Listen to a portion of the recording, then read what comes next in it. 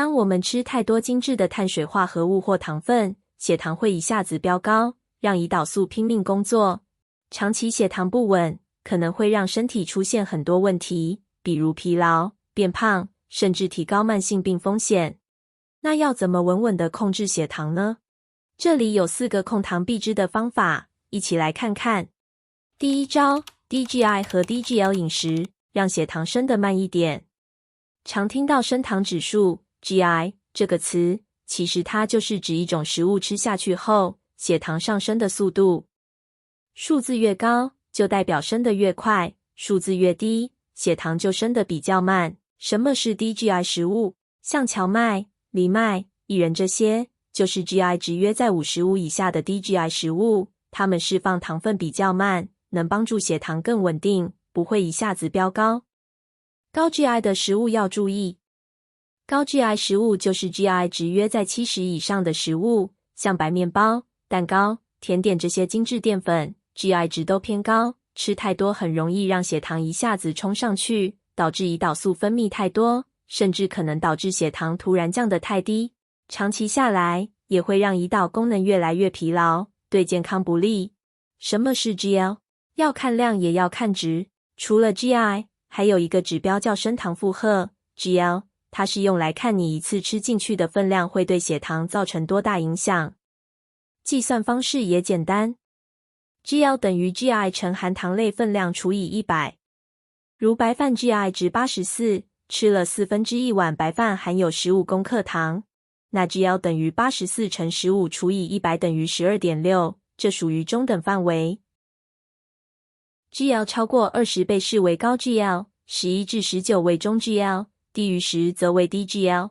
如果你吃的是低 GI 的食物，但吃太多，血糖还是会升得快。所以除了选对食物，也要注意吃的分量。第二招，控制每天的糖类分量，不吃过头。碳水化合物，也就是我们说的糖类，虽然是人体的重要能量来源，但吃太多，特别是精致的糖类，会让血糖迅速上升。久了，胰岛素就会越来越难发挥作用，甚至引起胰岛素阻抗，是糖尿病的前兆。一餐该吃多少糖类才刚好？主要根据个人每日热量需求、代谢目标及饮食形态等因素来决定。对于一般人来说，每餐的糖类摄取量控制在40到60克是比较理想的，可以让血糖升得比较慢，胰岛素也比较轻松。怎么算分量？常用糖类分量来计算，一份糖类大约等于15克糖，240毫升的碗装1碗饭，约等于4份糖类。半颗小地瓜，约55克，约等于1份糖类。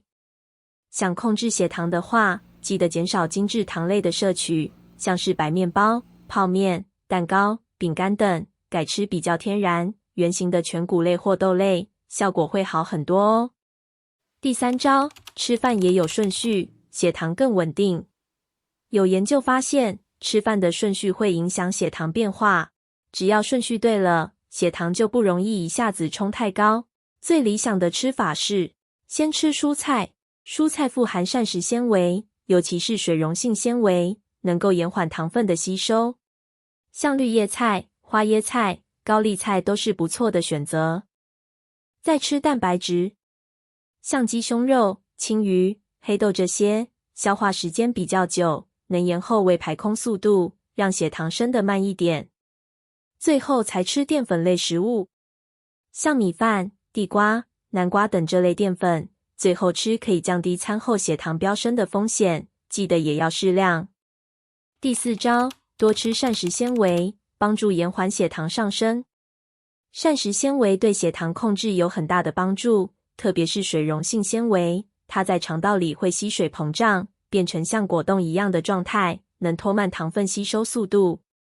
水溶性纤维常见的来源，洋葱，很好的水溶性纤维来源，对稳定血糖有帮助。胡萝卜，富含纤维，也有抗氧化功能。花椰菜，纤维多，升糖慢。今天了解了控糖的4个好方法，那么控制血糖3餐该怎么吃？你可以观看这期影片，了解糖类、蛋白质、脂肪的分量要吃多少比较适当。如果今天分享的这些方法对你有帮助，欢迎按赞、订阅并分享给你的周围亲友们，一起守住血糖，吃得健康。下次再见哟，拜拜。